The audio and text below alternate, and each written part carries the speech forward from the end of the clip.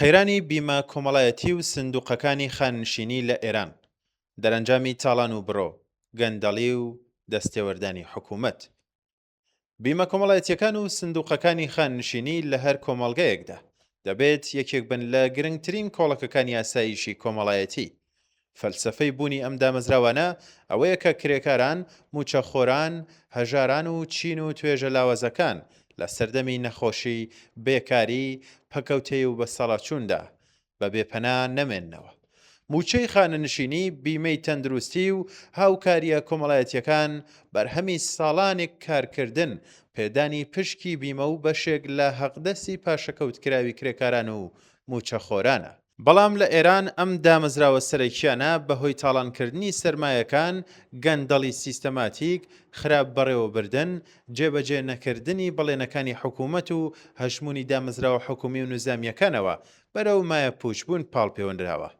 قەیرانی بیمە کۆمەڵایەتیەکان ڕاستەوخۆ گرێدراوە بە ژیانی ڕۆژانەی ملیۆنان کەسەوە. کەمی ئاسی لە خۆگرتنی بیمەیی، بێتوانایی سندوقەکان لە جێبەجێکردنی ئەرکەکانیان، دابەزینی کوالەتی خزمەتگوزاریە تەندروستیەکان و ناسەقامگیری بژێوی ژیانی خانشینان، هەمویان نیشانەی داڕمانی یەکێک لە دوایین لایەکانی پاراستنی کۆمەڵایەتین لە ئێران.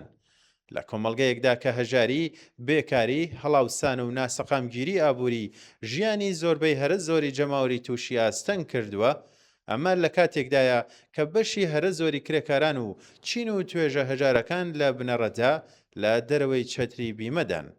دامەزراندنی نافەرمی، گرێبەستی کاتی، بێکاری، تۆمار نەکردن لە سیستەمی بیمە، خۆدزینەوەی خاوەنکاران لە پێدانی پشکی بیمە و لاوازی چاودێری ملیۆنان کەسی لە سەرەتایی ترین مافە کۆمەڵایەتیەکان بێبەش کردووە.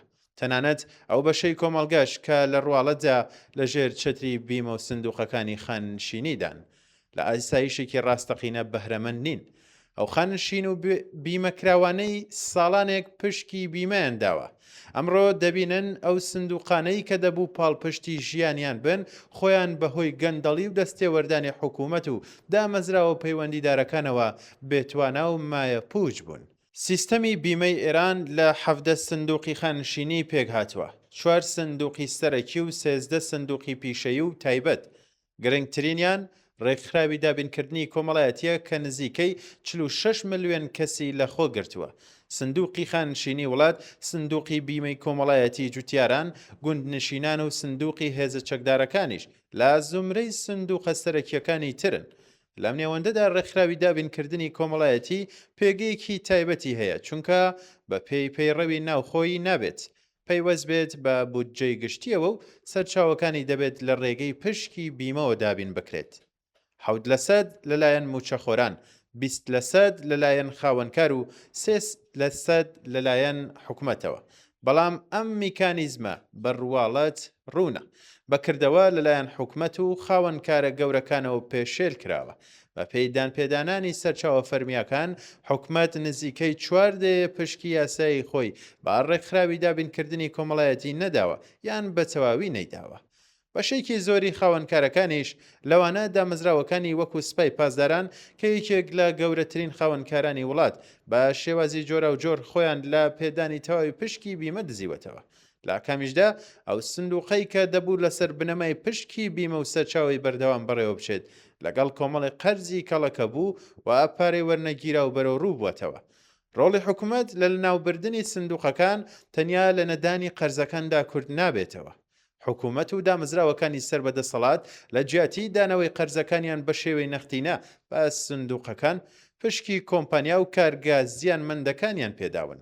بەم شێوەیە بەشێک لە سەرمایەی بیمەکراوان و خانەنشینان خەرجی هێشتنەوەی ئەو دامەزراوە نەکراوە کە خۆیان لە لێواری مایە پوچبووندان. سندوقەکانی بیمە لە جیاتیەوەی دامەزراوەی کۆمەڵایەتی و پاڵپشتی کەربن بوونەتە خاوەن و بەڕێوبەری دامەزراوە ئابوووریە ناکارامە، ڕانتی و گەندەڵەکان. ئەم پرۆسەیە نەک هەر سەر چاوەی سندوقەکانی بەهێز نەکردووە، بەڵکو زیاتر لە گێژای مایە پوچیدا نوقمی کردوون. وەزارەتی تەعاون، کار و خۆشگوزرانی کۆمەڵایەتی کە لە ڕواڵەتدا دەبێت بەرگریکاری کرێکاران و خانەنشینان بێت، ئەمڕۆ بووەتە یەکێک لە گەورەترین ئەکتەرە ئابوووریەکانی وڵات. لەم دۆخەدا دوو پرسیاری بنەڕەتی دێتە ئاراوە. ئەگەر دامەزراوەکانی ژێر چاودێری ئەم وەزارەتە قازانج بەخشن، بۆچی کرێکاران و خاننشینان لە قازانجەکەی بەهرەمەند نابن؟ و ئەگەر زیانمەندن، بۆچی دەبێت لە گیرفانی بیمەکراوان و خانەنشینانەوە بەڕێوە ببرێن؟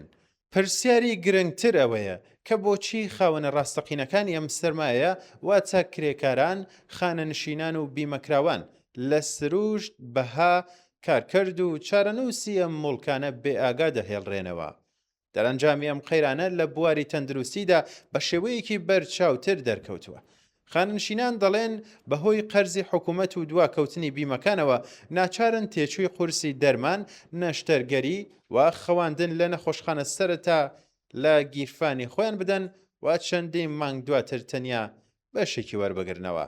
بۆ خاننشینێک دابینکردنی سەدان ملیۆن تمەن تێچووی چارەسەر تەقریبەن مەحاڵە. بیمەی تەکمیلی کە دەبوو جێگەی دڵنیایی بێت بۆتە سەرچاوەی دڵڕاوکێ.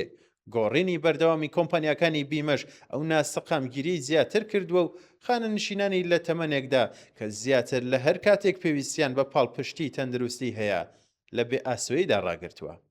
لەم نێوەندەدا دەرمانخانەکانیش لە هێڵی پێشەوەی ئەم قەیرانانەدان. قەرزە کەڵەکە بووەکانی لای بیمەکان هەڵاوستانی توندی نرخی دەرمان و کەمی نەختینەوەی کردووە. زۆرێک لە دەرمانخانەکان ناتوانن کۆگاکەنیان پڕ بکەنەوە. دەرمانخانە دەبێت دەرمان بە نرخی ئەمڕۆ بە پارەی نەخت بکڕێت، بەڵام پارەی فرۆشی مانگەکانی ڕابردوو پاژماوەیەکی زۆر و بە بەهایەکی کەمتر وەردەگیرێتەوە. دەرەنجامی ئەم دۆخە بریتێ لە خاڵیبوونی دەرمانخانەکان، کەمی دەرمان، کەمبوونەوەی ئاستی دەستڕاگەیشتنی نەخۆشەکان بە پێداویستیە سەرەکیەکان و گواستنەوەی گوشاری دارایی بۆ سەر بنەماڵەکان.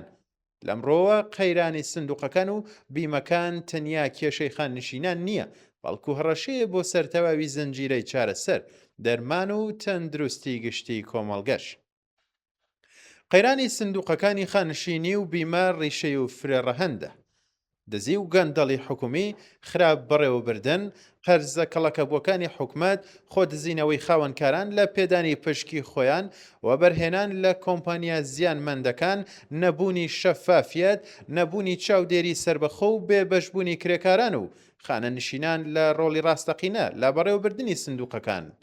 هەمویان ڕۆڵیان هەبووە لە دروستبوونی ئەم دۆخەدا. بۆ کەمکردنەوەی ئەم قەیرانە ئەم هەنگاوانەی خوارەوە پێویستن. دەبێت حکوومەت و خاوەنکارە گەورەکان پشکی یاسایی خۆیان باڕێک و پێچی و بە تەواوی بدەن بە سندوقەکانی بیمە و خانەنشینی. حکوومەت دەبێ هەموو قەرزەکانی خۆی بە شێوەیەکی ڕاستەقینە بداتەوە، نەک لە ڕێگەی پێدانی پشکی کۆمپانیا مایە پوچەکانەوە. دەبێت سندوقەکانی بیمە لە داوی بەڕێوەبردننی کۆمپانیا زیانمەندەکان و سەرمایەداری ڕانتی ڕزگار بکرێن. دەبێت نوێنەرانی ڕاستەقینەی کرێکاران و خاننشینان لە بڕیاردان، چاودێری و بەڕێوەبردننی سەرمایەکاندا ڕۆڵیان هەبێت. بنەمای سەرەکی ئەوە بێت کە سندوقەکانی بیمە دامەزراوەی کۆمەڵایەتین، نەک کۆمپانیای قازانج بەخش لە خزمەت حکوومەت و باندەکانی دەسەڵاتدا. بەڵام بربەستی سەرەکیەوەیە کە کۆماری ئیسلامی ئیرادە و نەئیرادە و نەتوانای جێبەجێکردنی چاکسازی لەم شێوەیە هەیە. حکوومەتێک کە خۆی هۆکاری قەیرانەکەیە ئەمڕۆ بۆ مانەوەی خۆی دەست بۆ دوایین پاشماوەکانی سەرمایەی ناو سندوقەکانی خاننشینان دەبات. قەیرانی دابینکردنی کۆمەڵایەتی لە ئێران بەشێکە لە قەیرانێکی قوڵتری ئابووری سیاسی دەسەڵات، ئابووریەکی کە پشتی بەڕاند، گەندەڵی، سەرکوتکردن، تاڵانکردنی سەرمایە گەشتیەکان و بێبەشکردنی کرێکاران لە مافەکانیان بەستووە. لەمڕۆوە پرسی سندوقەکانی خاننشینی ئاوێنەی باڵانوێنی پێگاتەی گەندەڵ و دژە کرێکاری دەسەڵاتە. دروستکردنەوەی متمانەی گشتی بە سندوقەکانی خاننشینی تەنیا کاتێک دەکرێت کە خەڵک، کرێکاران و خاننشینان بتوانن بە شێوەیەکی ڕاستەقینە لە بەڕێوەبردن و چاودێریکردنی سەرمایەکانی خۆیاندا ڕۆڵیان هەبێت. بەردەوامبوونی سیاسەتە ڕانتیەکان، گەندەڵی و تاڵان و برۆ هیچ دەرەنجامێکی نابێت جگەل لە قوڵتر بوونەوەی قەیران و داڕەمانی بەشێنەی بنەماکانی خۆشگوزەرانی کۆمەڵگا. لە بەرامبەر ئەم دۆخەدا ڕێکخراوبوون و یەکگرتووی کرێکاران، خاننشینان و بیمەکراوان پێویستیەکی گرنگ و سەرەکیە. تەنیا بە نەڕەزایەتی بە کۆمەڵ ڕێکخرا و یەکگرتووانە و سەرتاسەری دەتوانرێت ڕوبەڕووی پرسی تاڵانکردنی سەرمایە کۆمەڵایەتیەکان ببنەوە و مافیا سایش دەرمان خانەنشینی و ژیانێکی ئینسانی لە حکوومەتێکی سەرتاپا گەندەڵ داوا بکەن.